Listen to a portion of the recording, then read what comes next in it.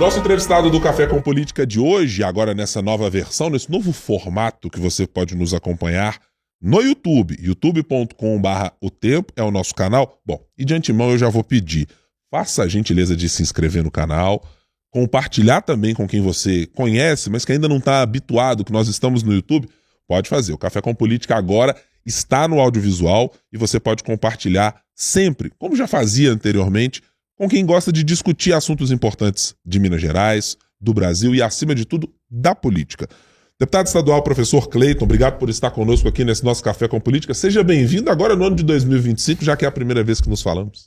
Obrigado, Guilherme, Adriana. Bom dia a todo mundo que está assistindo Café com Política. Prazer estar aqui com vocês. Bom dia, deputado, e bom dia, Guilherme. Bom dia para você também, Adriana, que está aqui como minha companheira de bancada, né? Sempre agora no Café com Política. É um prazer, viu, Guilherme? É um prazer também estar com vocês aqui no YouTube.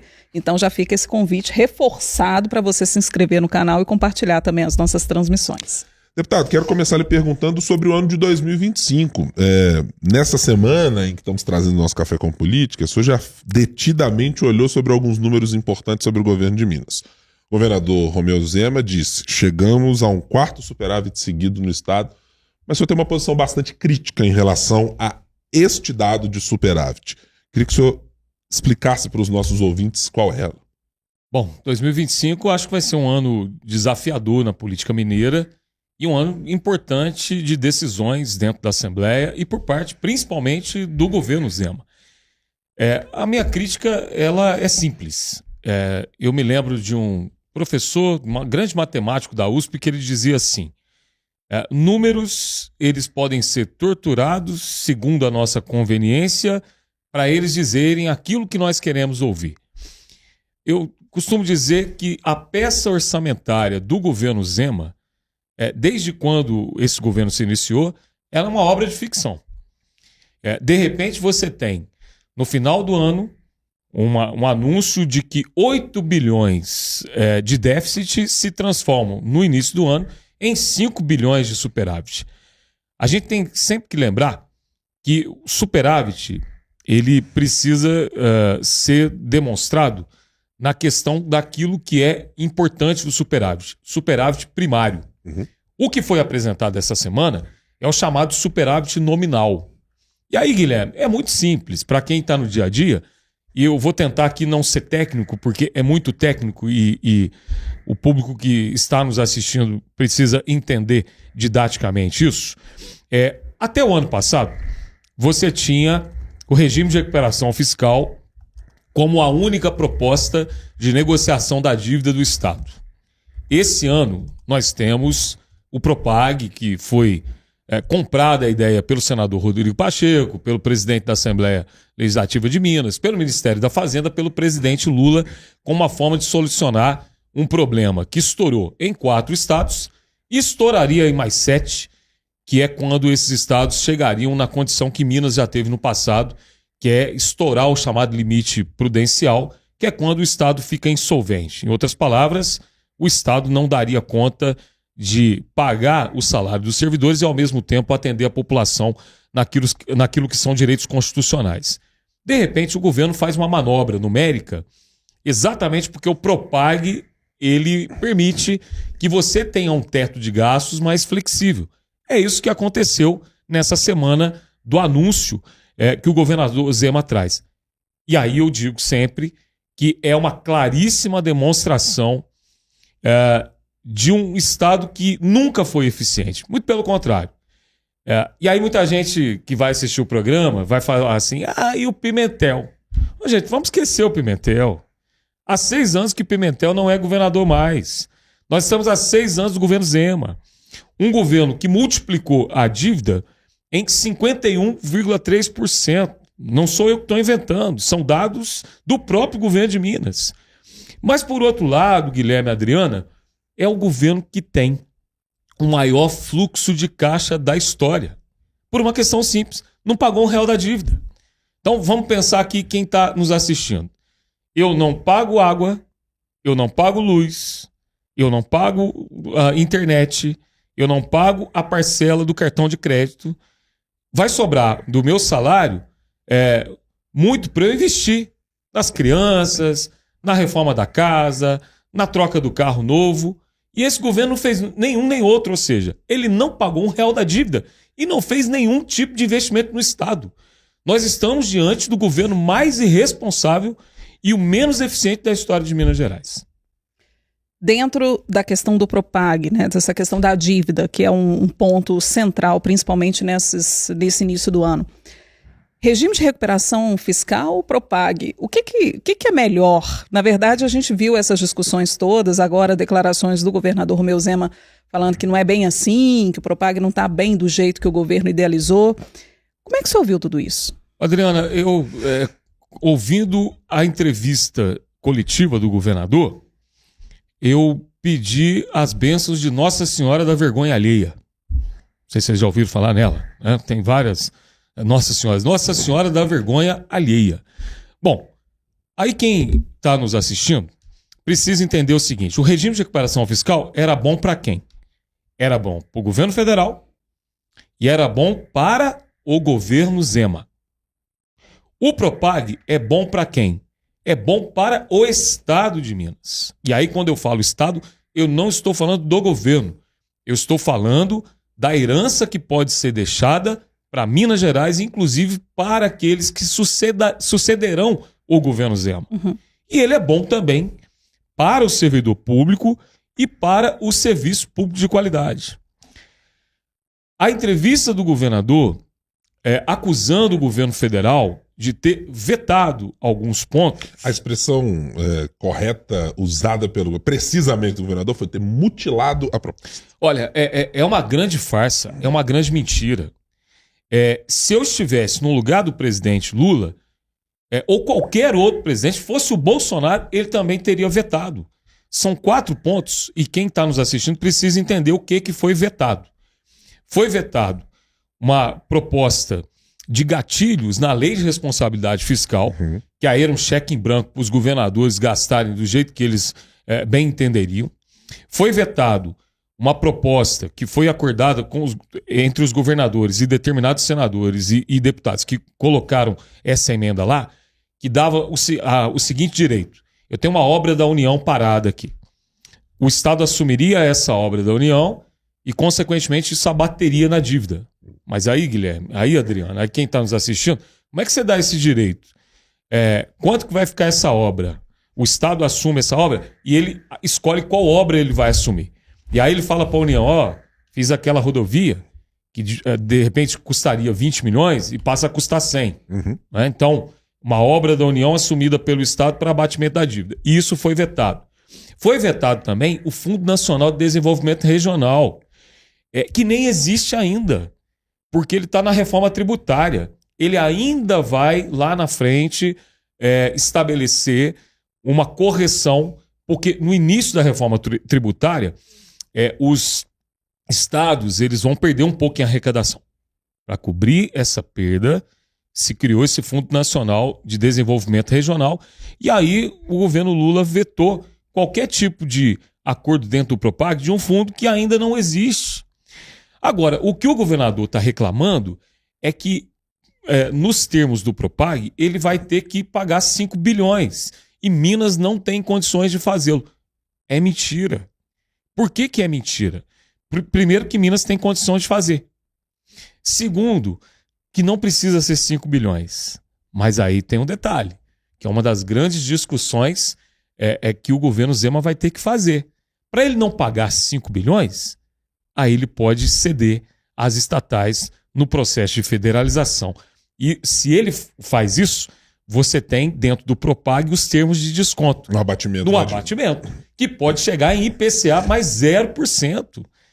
Aí que é tido como sonho dos governadores, né? Exato. Tirar os juros para além do IPCA. E aí Minas é o único estado hoje que teria condições de fazer isso, porque Minas é o único estado que possui ativos. Codemig, Semig e Copasa. Mas a pergunta que eu deixo aqui, para quem está nos assistindo e para os dois amigos aqui, é o que o governo de fato quer, o governo Zema. O governo Zema quer resolver definitivamente o problema de Minas e resolver o problema do servidor público, dos serviços de qualidade que precisam ser oferecidos, ou o governo Zema quer fazer um aceno para o mercado? Então, esse é um dilema que eles vão ter que responder.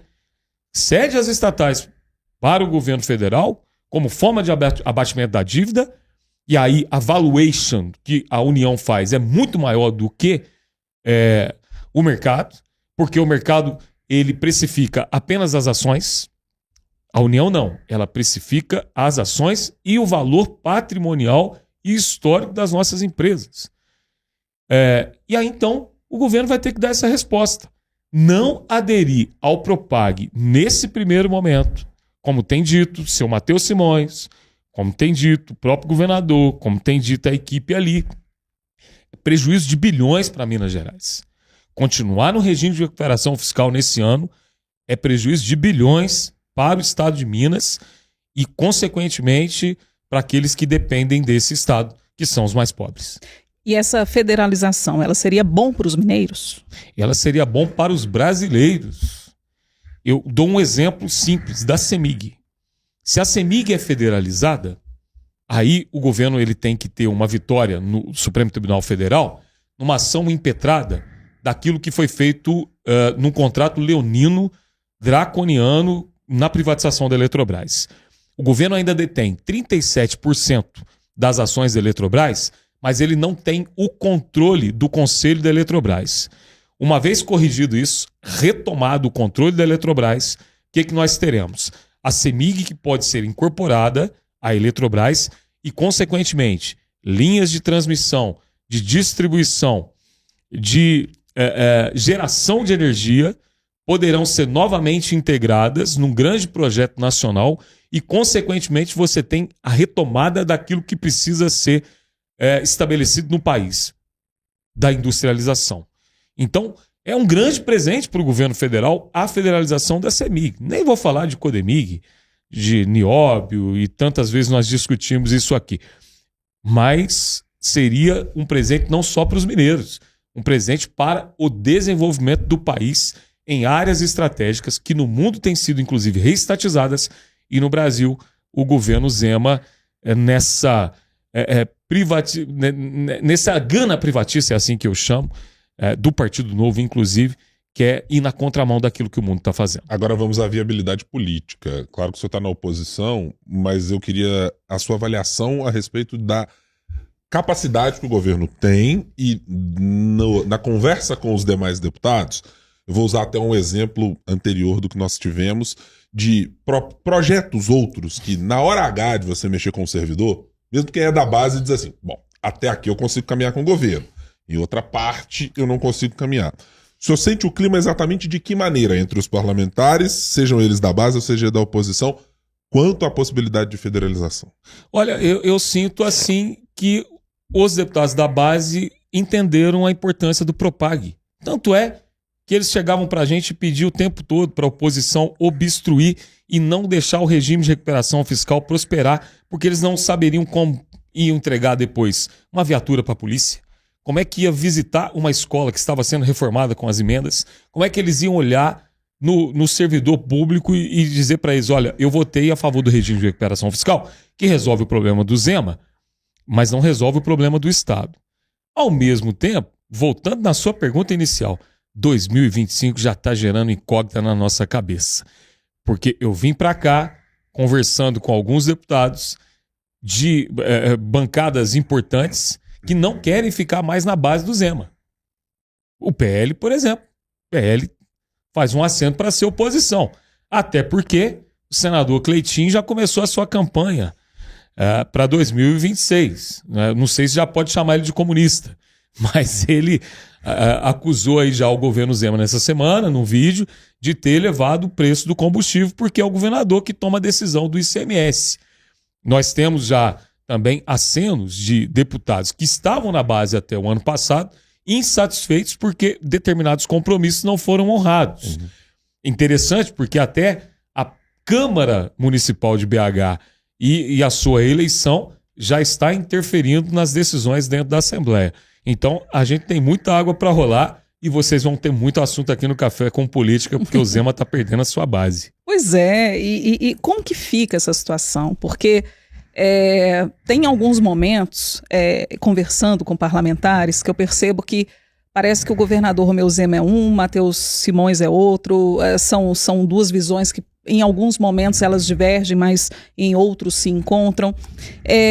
Como que pode ser esse diálogo, ou com esse enfraquecimento, de que forma o Matheus Simões também poderia ser viável para uma candidatura em 2026? Como é que vocês estão acompanhando isso lá? Olha, eu até acho o vice-governador extremamente técnico, muito capacitado, mas esbarra naquilo que a gente escuta no interior, a questão de carisma e a questão de não ter conseguido construir uma base política para que ele se cacifasse. Tanto é que a última pesquisa ele aparece com 2%. É uma figura também menos conhecida. Por outro lado, eu acho que o próprio governo ele erra a partir do momento em que ele acena demais para um público que ele não vai ter, que é o público bolsonarista. Se a gente pesar aqui hoje na mesa, né, que o bolsonarista ele acompanha o Cleitinho ou ele acompanha o Matheus Simões. E aí está o erro de leitura política. O governador Romeu Zema ele poderia ter acenado muito mais para o centro e ele não fez. Não fez, inclusive comprando brigas desnecessárias e que prejudicam bastante o Estado com o atual governo. Diferentemente, por exemplo, do Tarcísio lá em São Paulo, que faz acenos para o bolsonarismo, mas ao mesmo tempo nunca deixou de comparecer numa inauguração de uma rodovia em São Paulo onde estava o presidente Lula. Uma das maiores obras que nós temos em Minas Gerais nos últimos anos, que era um anseio de toda a população do leste mineiro, né, saindo aqui da região metropolitana, é essa duplicação da rodovia da morte da 381, e o governador não vai. E aí solta no seu antigo Twitter que tinha mais o que fazer, porque ele precisava percorrer o interior de Minas. Mas quando é um ato de extrema-direita na Avenida Paulista, para bradar contra o Supremo Tribunal Federal, aí ele tem tempo para ir. Então, um erro, aí a visão do deputado professor Cleiton, um erro de condução política que vai custar muito caro para a sucessão do governador Romeu Zema. Deixa eu ampliar agora essa nossa conversa sobre política para um aspecto de política partidária. Eu já ouvi de mais de uma pessoa do PV e do PT as dificuldades que a federação tem criado para tomada de decisão. E elas acabaram sendo muito expostas na última eleição municipal. Isso cabe para a federação PT-PV, cabe para outras federações que estão sendo formadas, estavam sendo gestadas e algumas nunca saem do papel. Outras, por exemplo, PSDB e Cidadania também têm as suas dificuldades e idiosincrasias. Qual é a avaliação do professor Cleiton sobre, primeiro, o resultado do que foram as eleições de 2024 à luz das federações e também do que ela precisa, se é que na avaliação do senhor precisa mudar daqui para frente? Olha, Guilherme, eu acho que já é um caminho sem volta. Acho que o PV ele parte para uma outra federação, conversando com partidos parecidos, né, com o nosso espectro, que é de centro-esquerda, com o PDT, PSB. ou PSB também. O que foi um dificultador? A gente não tem problema na Assembleia. A nossa federação na Assembleia, a relação com os deputados do PT é muito boa. Mas nas eleições municipais aparece aquilo que a gente já sabe do PT, que são as diversas correntes. E correntes que muitas vezes não aceitavam, por exemplo, candidaturas, seja do PV ou do PCdoB, principalmente nas candidaturas majoritárias. Eu tive problema na minha base, na minha cidade. O PT queria lançar um candidato que, na última eleição, teve 45 votos para vereador e não tinha a mínima possibilidade de concorrer como prefeito. Então, acho que essas celeumas, elas vão fazer com que nem o PT, nem o PV, nem o próprio PCdoB queiram permanecer numa federação, que não seria ruim nas eleições para 2026, mas que trouxeram alguns embates, sobretudo internos dentro do PT, e aí eu acho que é o PT que não nos quer mais. Esse é o sentimento que eu trago. E em relação à figura do senador Rodrigo Pacheco, queria uma análise sua, até porque o presidente Lula se mostrou bem otimista com a candidatura, uma possível candidatura dele ao governo do Estado. Como é que o partido, o PV, né, enxerga o senador Rodrigo Pacheco, o senador também, o deputado também? O deputado Eu acho que eu falo em nome de toda a nossa bancada, dos outros 4 deputados, como líder do PV, e em nome do nosso partido. Eu não enxergo um outro nome com a viabilidade e também para conduzir o Estado da maneira que ele necessita, um homem do diálogo, que assumiu aquilo que eu pedi na primeira discussão, Adriana, do regime de recuperação fiscal, que estava na hora de Minas voltar ao cenário nacional, ser protagonista. E nós tivemos um grande protagonista que está deixando um grande legado ao final da sua gestão enquanto presidente do Senado Federal, que é esse presente não só para o nosso estado de Minas, mas para os outros estados, para resolver definitivamente esse problema da dívida. Então, desejo muito que o senador Rodrigo Pacheco aceite o convite do presidente Lula para ser candidato ao governo do estado, que nós precisamos de um nome como ele, de conciliação, de bom diálogo, mas que precisa, aí eu faço uma análise, que precisa fazer, a partir de agora, uma transformação na imagem que ele tem em determinados espaços. Rodrigo Pacheco dialoga muito com a classe política e tem o nosso respeito. Precisa dialogar com o povo de Minas e, sobretudo, nas nossas bases, onde ele precisa estar mais presente, se quiser se cacifar para ser o nosso próximo governador. Esse é o meu desejo pessoal, esse é o desejo do nosso partido. Qual é o desejo, se é que ele existe, de participação do PV, porque está neste momento, ainda que haja divergências em relação às eleições, de participação no governo Lula, por exemplo? O partido gostaria de ter tido mais espaço do que teve, de que tivesse uma porta mais aberta para esse diálogo, ou assim como o senhor disse, legislativo tem a sua dinâmica própria, executivo tem uma outra dinâmica própria. Como é que o senhor vê a legenda inserida no contexto maior em que o PT e o PV... E, aliás, o PV teve uma importância relevantíssima na eleição do presidente Lula, juntamente com outros partidos como o PSB. Mas como é que o senhor vê essa relação? Ô, Guilherme, eu acho que a gente poderia ter tido mais espaço, sobretudo no Ministério do Meio Ambiente, não ter o ministro, mas ter uma maior participação ali, ajudando a ministra Marina. Nós temos quadros importantes dentro da questão ambiental, gente que tem uma visão, que é uma visão do todo da justiça social, dessa questão de preservação da casa comum, de quadros experientes que já estiveram no ICMBio, inclusive tinham prometido para o PV que nós ficaríamos à frente do ICMBio.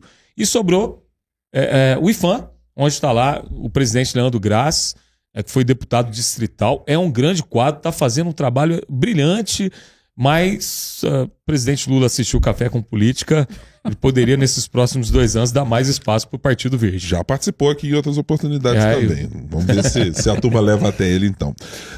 Pois não, Guilherme. Então, deputado, vamos caminhando aqui para a nossa conversa para o momento... Eu estou querendo também trazer um pouco para os projetos, mas se você estiver ainda no Nacional, não. Pode tocar.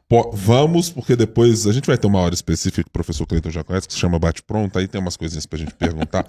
Adriana, por favor. Pois é, porque o senhor se tornou uma figura referência a partir da lei Rafaela Drummond, né, que proíbe o servidor de praticar assédio moral, a lei que ficou bastante conhecida.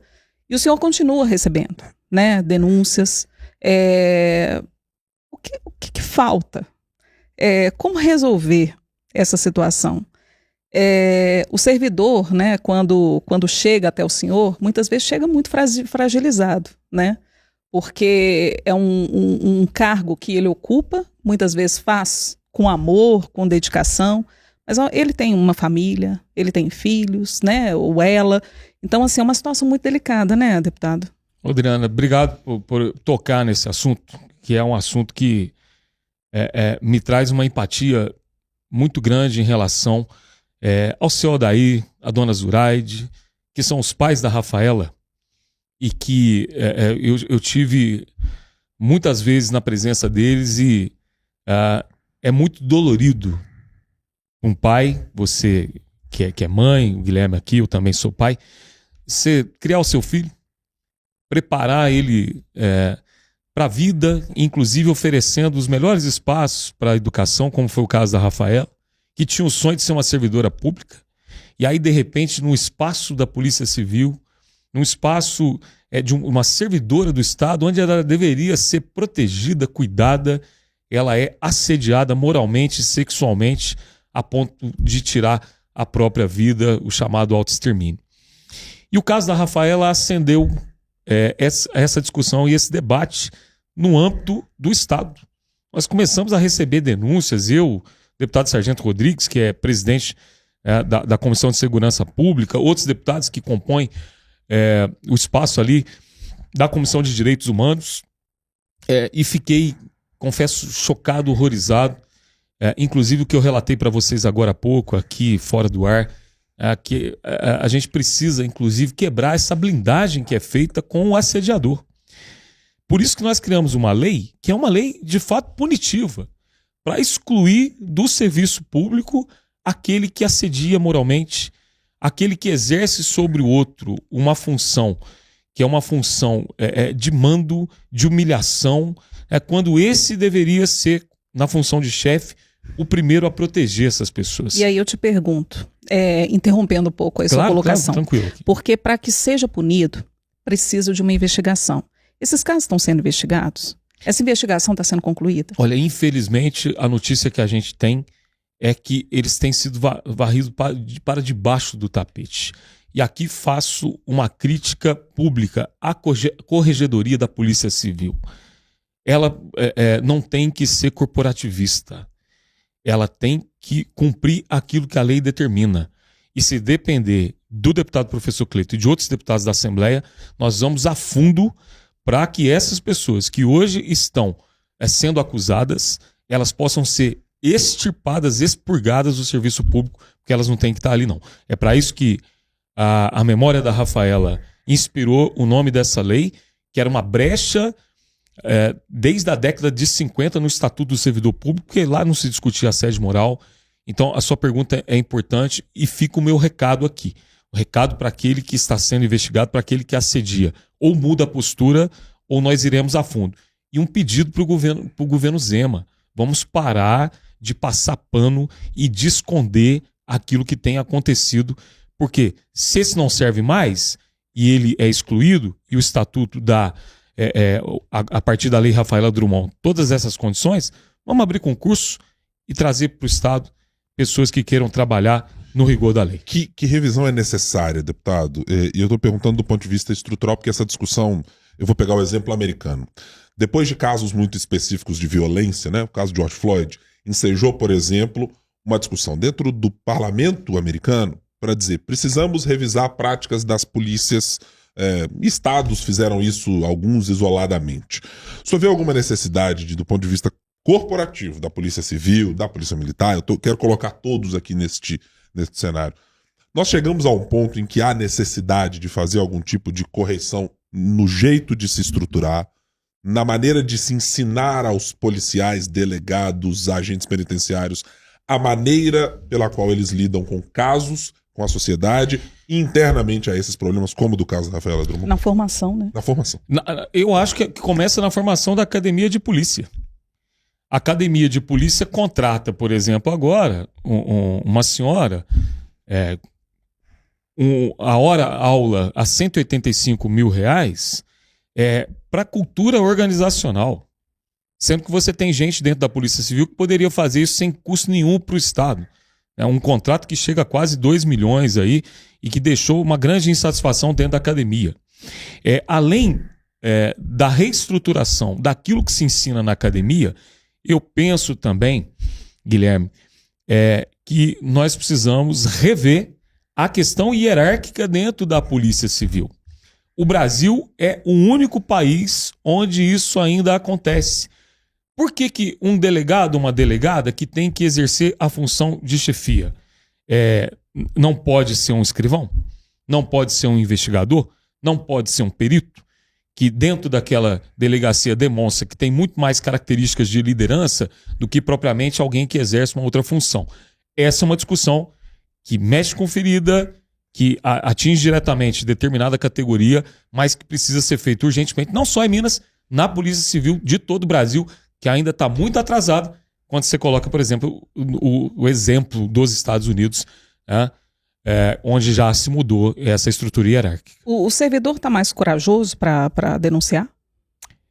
Um pouco. Está mais à vontade, vamos dizer assim? Um pouco. Já mudou alguma coisa, mas eu estou aqui publicamente pedindo aos servidores que estão passando por essa situação, que se não chegar a denúncia e que se eles não saírem do seu medo, nós não teremos condições de punir essas pessoas.